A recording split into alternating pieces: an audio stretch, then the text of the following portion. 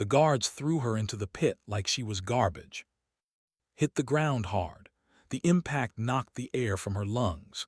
She lay there in the darkness, gasping, her small body aching from the fall. Above her she could hear the guards laughing. Their voices were harsh and cruel, like metal scraping against metal. "Enjoy your new home, human filth," one of them called down. "The beast will eat you before morning." The metal grate slammed shut. Their footsteps faded away, and then there was silence. Was 12 years old. She had brown hair that her mother used to braid every morning before the invasion. She had green eyes that her father said reminded him of Earth's forests. She had been born on a colony ship traveling to a new world, a world that was supposed to be humanity's fresh start. They had found them instead. The alien empire had no use for human adults except as slaves in their minds. They had no use for human children at all. Had survived 3 years in the mining colony only because she was small enough to crawl into the narrow tunnels where the valuable ore hid. She was useful. That was the only reason she was still alive. But then her father had tried to escape. He had failed, and the commander had decided that someone needed to be punished. Not her father, that would be too easy, too expected. No, they chose his daughter instead. Pushed herself up slowly. Her hands pressed against cold stone. The pit was deep, maybe 30 feet down, and the only light came from small glowing crystals embedded in the walls.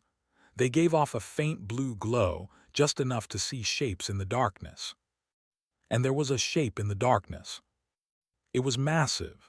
It filled most of the pit, a mountain of scales and ancient flesh. At first thought it was dead. It didn't move. It didn't breathe. It was just there, like a statue carved from black stone. Then she saw the eye. It was larger than her entire body. It was gold, with a pupil like a vertical slash of darkness, and it was watching her. Had heard stories about the creature in the pit. All the human slaves whispered about it. They said it was a dragon, a word from old Earth legends.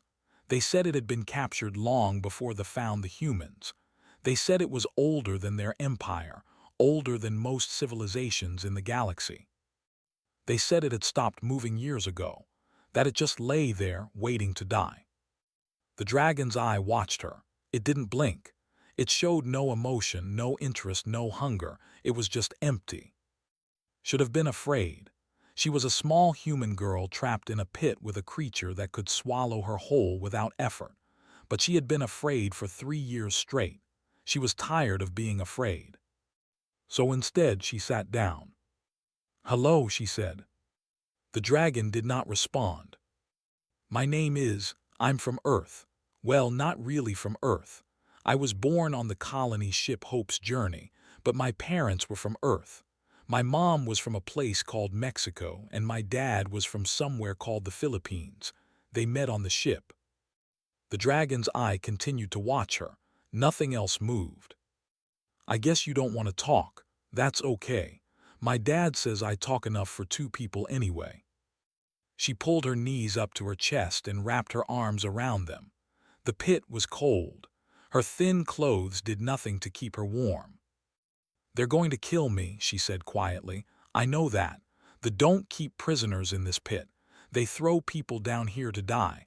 Either the fall kills them or the cold kills them or—" She looked at the dragon. "Or you kill them." The dragon remained motionless. "But you haven't killed anyone in a long time, have you? The guards talk about you sometimes.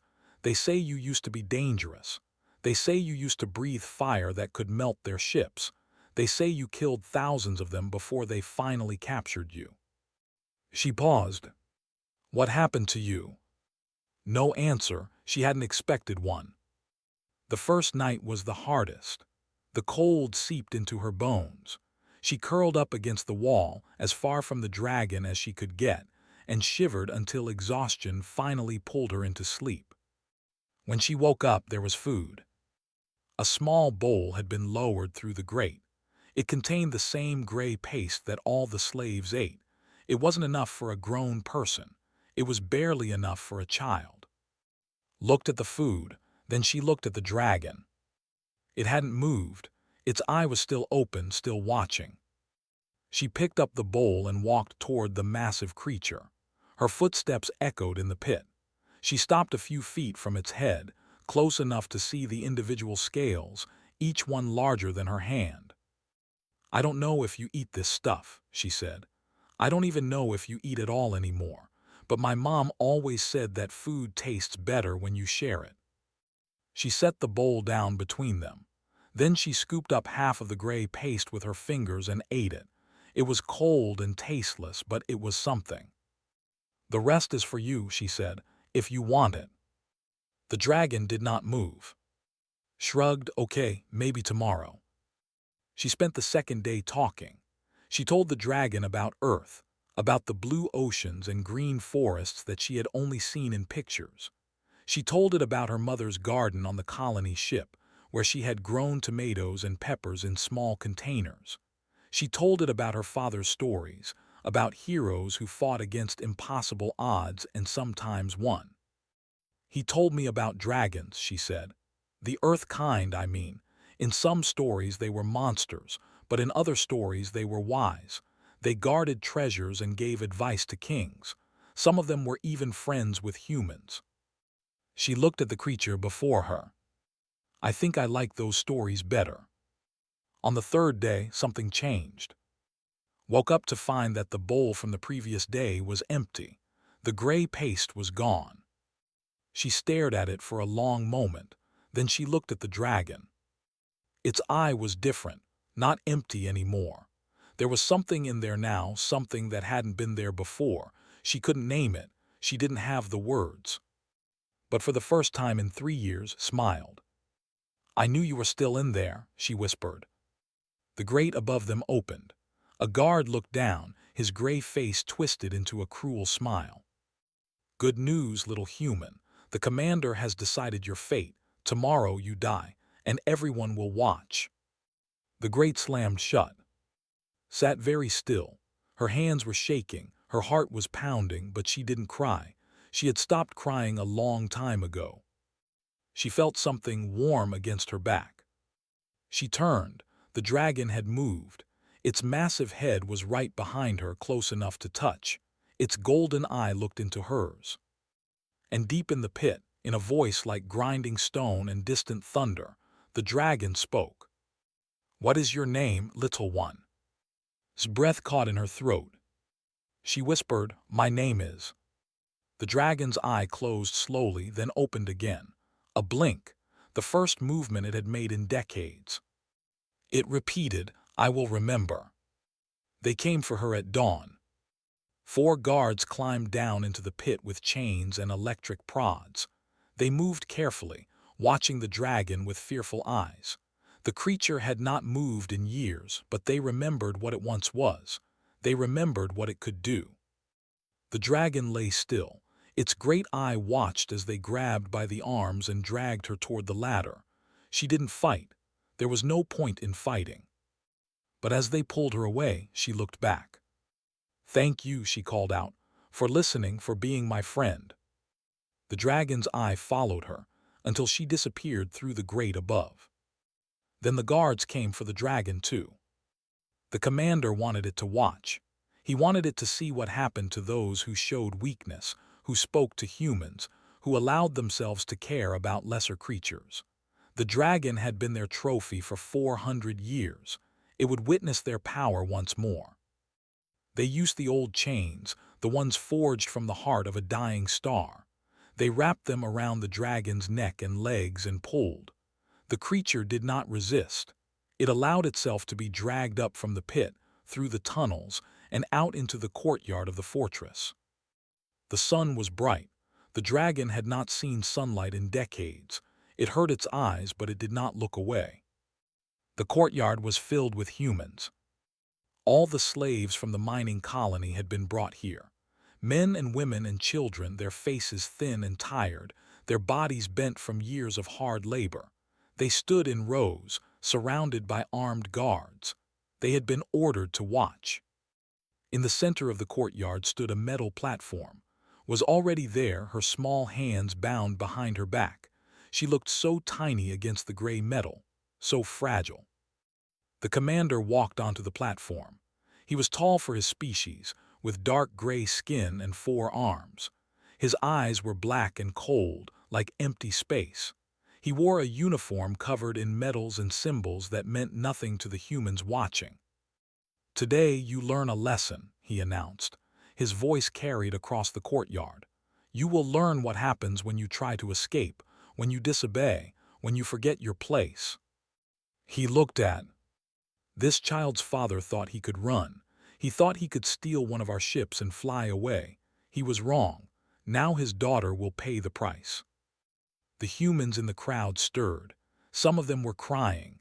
Others looked away, unable to watch. But the guards forced them to keep their eyes forward. Stood very straight, her chin was up, her green eyes were dry.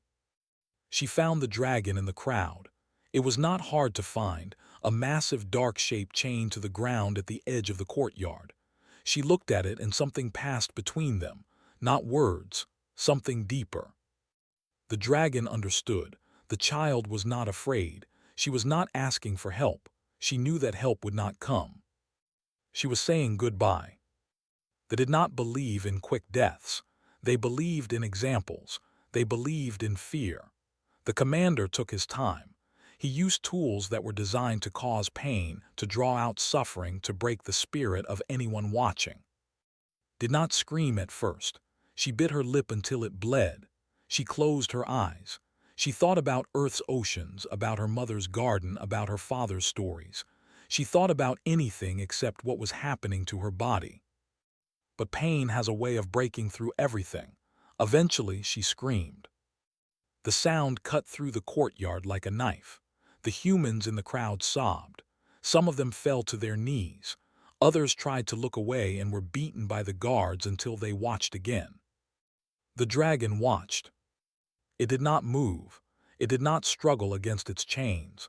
It simply watched, and something inside it began to change. For 400 years, the dragon had been empty. It had seen countless species suffer and die in its hands. It had watched civilizations fall. It had witnessed horrors beyond counting, and it had stopped caring. It had retreated into itself, into a shell of silence and stillness, waiting for death. But now, as it watched this small human girl suffer, something stirred. Not rage, not yet. Something colder, something older. Memory. The dragon remembered what it was. Not just a creature, not just a beast. It was something else entirely. Something that had burned stars and ended empires. Something that had existed before the ancestors crawled out of their primitive oceans. It remembered its name. The word that burns. The last flame of the old war. It had fought in conflicts that lasted longer than most species existed. It had destroyed fleets with a thought and shattered worlds with a whisper. They had not captured it. They had found it sleeping, exhausted from a war that had lasted 10,000 years. They had bound it with chains forged from impossible materials, chains that drew power from a neutron star's death. They thought they had won. They were wrong. The chains held because let them hold, because it was tired, because nothing mattered anymore, because it had forgotten why it should care about anything. But had reminded it. 3 days, that was all it took. 3 days of a small human girl sharing her food, telling her stories, offering kindness to a creature that could give nothing back. 3 days of simple, impossible hope. The dragon watched die. It took longer than it should have. The commander wanted to make sure everyone remembered this day. He wanted the image burned into their minds forever. In her final moments, looked at the dragon one last time. Her green eyes were clouded with pain, but they still found its golden gaze across the courtyard. She mouthed 2 words. "It's okay." Then her eyes closed and she was gone. The commander stepped back from the platform, satisfied with his work. He turned to address the crowd, to deliver another speech about obedience and power and the natural order of things. He never got the chance. The dragon began to count. It counted the seconds as the guards unchained it.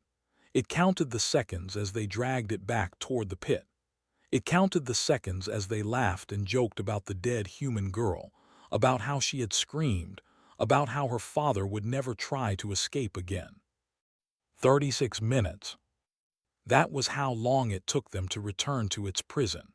36 minutes from the moment died to the moment the grate closed above the dragon's head. 36 minutes to remember what it was, what it could do, what it would do. In the darkness of the pit, closed its eyes. It thought about a small girl with green eyes who had shared her food with a monster. It thought about kindness given without expectation.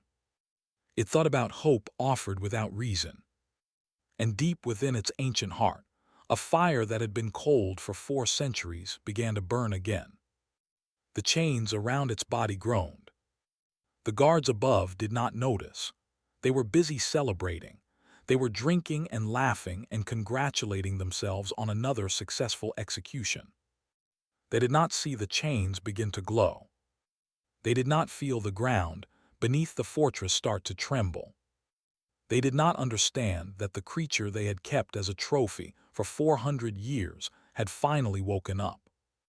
The chains shattered. The sound was like a thunderclap, like a star being born, like the first word spoken at the beginning of time. It echoed through the fortress, through the mines, through the entire planet. In the courtyard, the commander stopped mid-sentence. His black eyes went wide. "No," he whispered, "that's impossible." The ground beneath his feet cracked open. And from the depths below, something rose. Something ancient. Something angry. Something that remembered. The fortress split apart like an egg. Stone and metal flew through the air as something massive pushed up from below. The guards scrambled for cover, their weapons useless against the force that was rising from the pit. Their screams mixed with the roar of breaking rock and twisting steel. Rose. The dragon was no longer the broken thing that had lain in the darkness for 400 years. Its scales gleamed like polished obsidian. Its golden eyes burned with inner fire. Its wings, folded and forgotten for so long, spread wide enough to block out the sun. And it was growing.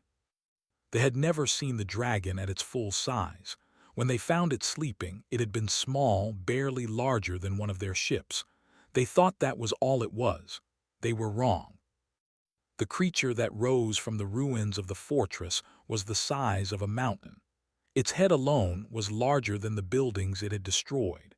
Its shadow fell across the entire mining colony, plunging everything into darkness. The human slaves stood frozen in the courtyard. They stared up at the impossible thing above them, too shocked to run, too amazed to be afraid. They had heard stories about the dragon in the pit. They had never imagined this. Was among them's father. He stood at the front of the crowd, his eyes fixed on the dragon's face. Tears ran down his cheeks, but he did not look away. The dragon looked back at him. For a long moment, nothing moved. The wind had stopped. The screaming had stopped. The entire world seemed to hold its breath. Then spoke. Its voice was not sound. It was something deeper, something that bypassed ears and spoke directly to the mind. Every living thing on the planet heard it, from the smallest insect to the largest warship in orbit. "I am the word that burns," the dragon said. "I am the last flame of the old war. I walked among stars when your ancestors were dust. I have seen empires rise and fall like waves on a shore. I have fought in wars that lasted longer than your species has existed." The commander crawled out from under a pile of rubble. His uniform was torn. His face was bleeding. He looked up at the dragon with pure terror in his black eyes. "I was tired," continued. "I had seen too much death, too much cruelty. I had forgotten why any of it mattered. I let you chain me. I let you keep me as your trophy. I let you think you had won." The dragon's head lowered, bringing its enormous eye level with the commander. "Then a small human girl showed me kindness. She shared her food with me when she had nothing. She told me stories about a world I had never seen. She gave me hope when she had no reason to hope. The commander tried to run. He got 3 steps before an invisible force lifted him into the air and held him there, suspended before the dragon's gaze. "You took her from me." The words were simple, quiet, but they carried a weight that made the ground tremble. "You made her suffer, you made her scream, you made me watch." The dragon's eye narrowed. "Now you will learn what I am." What happened next was not violence, it was something beyond violence. The commander simply stopped existing. One moment he was there, hanging in the air. The next moment he was gone, not dead, not destroyed, just erased as if he had never been. The humans in the courtyard fell to their knees. Some of them prayed, others wept. A few simply stared, their minds unable to process what they were seeing. But was not finished. The dragon turned its attention to the fortress, to the guards who had thrown into the pit, to the soldiers who had dragged her to her death. One by one it found them, not the ones who had simply followed orders, not the ones who had looked away, only the ones who had participated, only the ones who had enjoyed it. It knew them. It remembered every face, every voice, every cruel laugh. 400 years of watching had given it perfect memory. Nothing was forgotten, nothing was forgiven. The humans watched as their tormentors were methodically eliminated. Some tried to fight. Their weapons did nothing. Some tried to run. There was nowhere to go. Some tried to beg. The dragon did not listen. When it was done, the fortress was silent. Only the slaves remained. Thousands of humans, standing in the ruins of their prison, looking up at the creature that had freed them. Its form began to shrink. Slowly, the mountain-sized dragon compressed itself, drawing its power inward until it was merely the size of a large building, then smaller still. When it finally stopped, the dragon was no larger than a house, still massive, still terrifying, but somehow more real, more present, more here. It walked through the rubble toward the metal platform where it had died. Her body was still there, small and broken and still. The dragon looked at her for a long time. Then, with infinite gentleness, it lifted her in one massive claw. Stepped forward. His legs were shaking, his heart was breaking, but he had to know. "Why?" he asked, his voice cracked. "Why her? Why did she have to die?" The dragon turned to face him. Its golden eyes held something that looked almost like grief. "Because she was good," said. "Because this universe does not protect those who are good. It uses them, it breaks them, it throws them away." The dragon looked down at the small body in its claw. But sometimes their goodness plants a seed, and sometimes that seed grows into something that even the universe cannot ignore. It spread its wings. "Your daughter gave me something I had lost. She gave me a reason to care, a reason to act, a reason to remember what I am." The dragon rose into the air, still holding its body with impossible tenderness. "Now I will give her something in return." Reached out, his hand trembling. "Where are you taking her?" "First, to end this. They have more than this one colony. They have ships in orbit. They have a full of soldiers and weapons and leaders who ordered this cruelty. They think they are safe. They think distance will protect them." The dragon's eyes burned brighter. "They are wrong." It rose higher, its wings beating against the air with thunderous force. "Wait for me," called down. "Watch the sky. When I return, your daughter will receive the burial she deserves, and your people will never be slaves again." The dragon shot upward like a missile, faster than anything the humans had ever seen. In seconds it was gone, just a dark shape against the blue sky, then nothing at all. The humans stood in the ruins of the fortress, looking up at the empty sky. Above them, in orbit around the planet, 16 warships detected an unknown object approaching at impossible speed. They tried to lock weapons.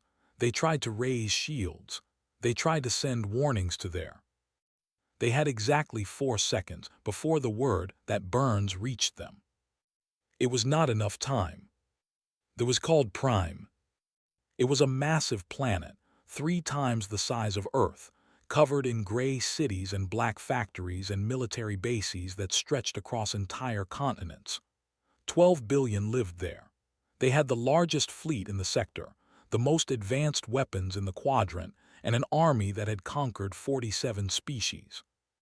They thought they were invincible. They were about to learn otherwise. Crossed the distance between the mining colony and Prime in less than an hour. It moved through space like a creature born to the void, its wings folded against its body, its form surrounded by a shell of burning light. Stars blurred past. Planets came and went like stones in a river. The dragon carried its body pressed against its chest, protected by its own power. Even now, even in the midst of its fury, it would not let her come to harm. They detected the dragon when it entered their system. Their sensors screamed warnings. Their admirals shouted orders. Their ships scrambled to form defensive lines. It made no difference. Did not slow down. It hit the first line of defenders like a meteor, burning through shields and armor as if they were made of paper. Ships exploded in its wake. Escape pods scattered like seeds in the wind. The dragon did not pursue the escape pods. It did not hunt down the survivors. It had not come to kill everyone. It had come to make a point. The High Command watched from their bunker deep beneath the capital city. They saw their fleet, the pride of their empire, torn apart in minutes. They saw their orbital defense platforms melt under golden fire. They saw their ultimate weapons, the planet crackers they had used to destroy rebellious worlds, crushed like toys. "What is that thing?" the Supreme Commander demanded. His forearms were shaking, his black eyes were wide with fear.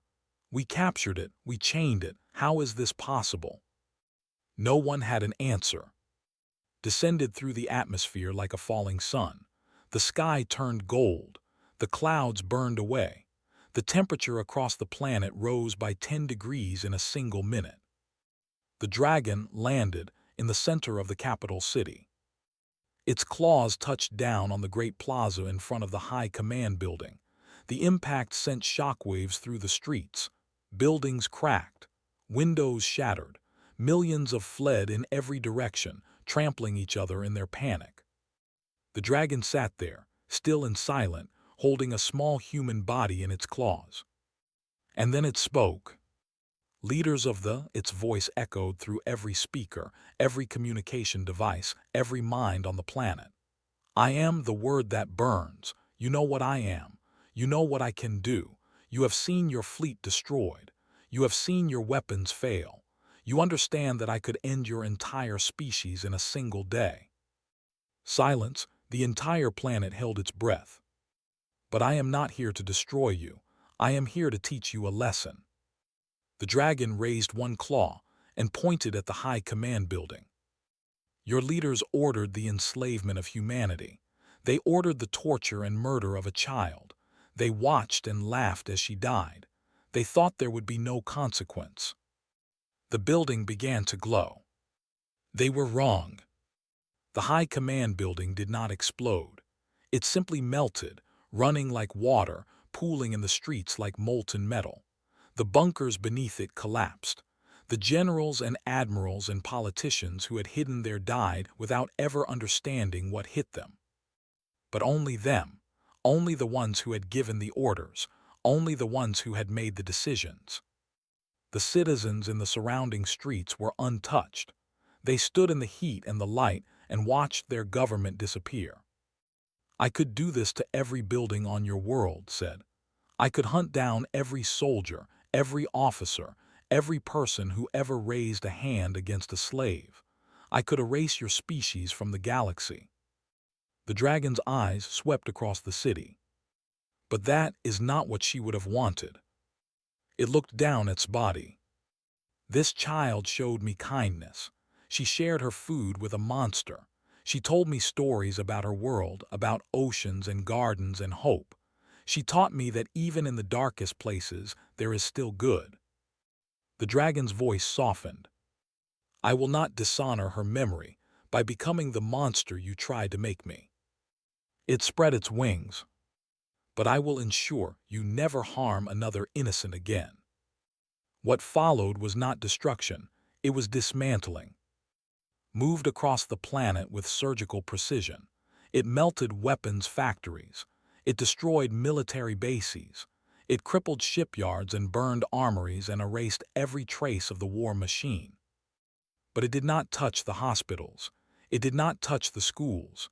It did not touch the homes where ordinary families huddled in fear. It killed only soldiers, and only the ones who fought back. Many did not fight. Many threw down their weapons and fell to their knees. The dragon passed them by without a glance. The process took 6 hours. When it was done, the greatest military power in the sector had been reduced to nothing. They still had their cities, their farms, their factories. They still had their lives, but they had no fleet, no army, no weapons capable of threatening anyone. They were defanged. Rose above the capital city one last time. Its voice rang out across the planet. "The slaves you took will be returned to there, all of them. Every species you conquered, every people you crushed, every life you claimed as property. You will release them, and you will never take another." The dragon's eyes burned. "If you try to rebuild your military, I will know. If you try to enslave another species, I will return. And next time I will not be merciful." It turned and flew upward, breaking through the atmosphere, leaving the broken empire behind. The journey back to the mining colony took another hour. The dragon was tired now. The effort of the last 6 hours had drained it more than it wanted to admit. 400 years of imprisonment had weakened it. It was not the creature it once was. But it was enough. It had been enough. The humans saw it coming.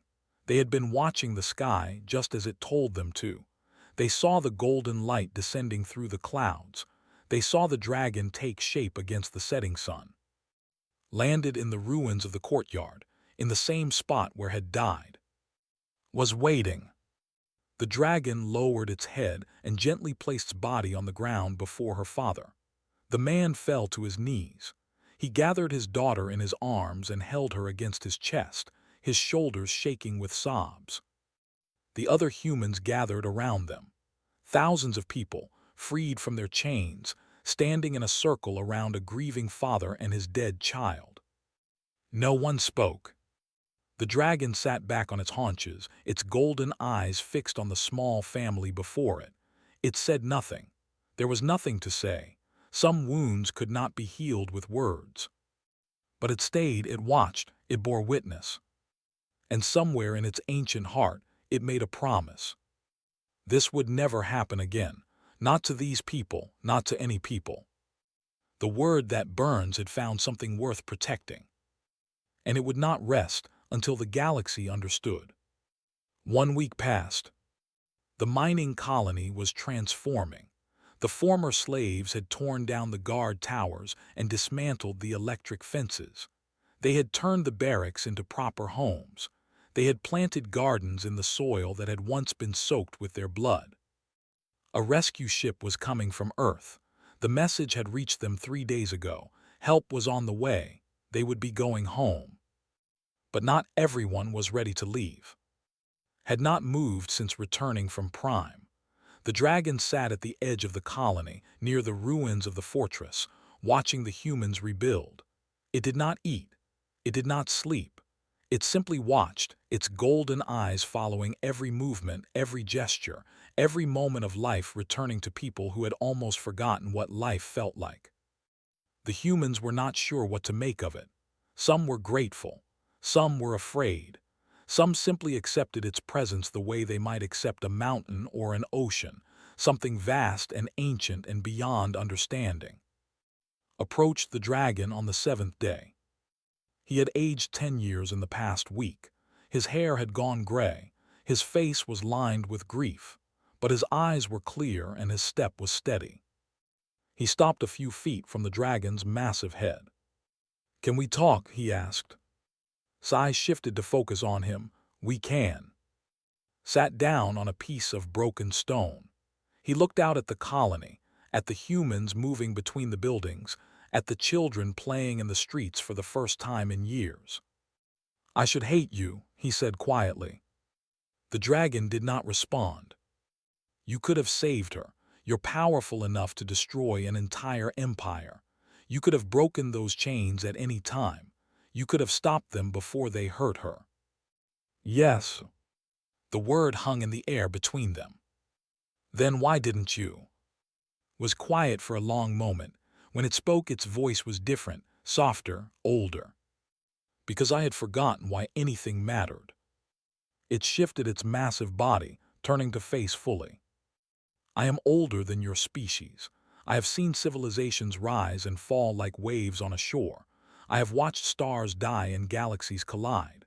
After a while, everything starts to look the same. Every cruelty is just another cruelty. Every death is just another death. The universe becomes a machine, grinding on forever, and nothing anyone does makes any difference."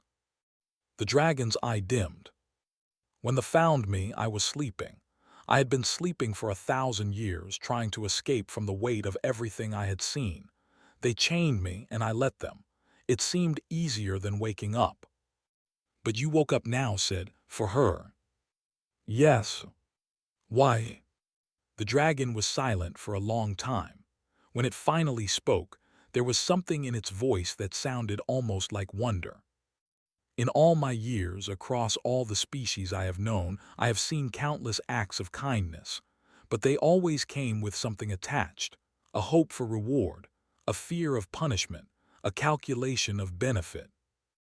It lowered its head until its eye was level with its face. "Your daughter had nothing. She was a prisoner thrown into a pit to die. She had no power, no influence, no reason to think anything she did would matter. And yet she shared her food with me. She talked to me. She treated me like a person, not a monster." The great eye blinked slowly. "She gave me kindness without expecting anything in return. In 10,000 years, she was the first." His eyes were wet. "She was always like that, even before the invasion. She was always giving things away, always trying to help people. Her mother used to say she had too much heart for this world." "She did," agreed. "This world did not deserve her, but it needs more like her." The dragon raised its head and looked up at the sky. "That is why I am staying." Frowned. "Staying here?"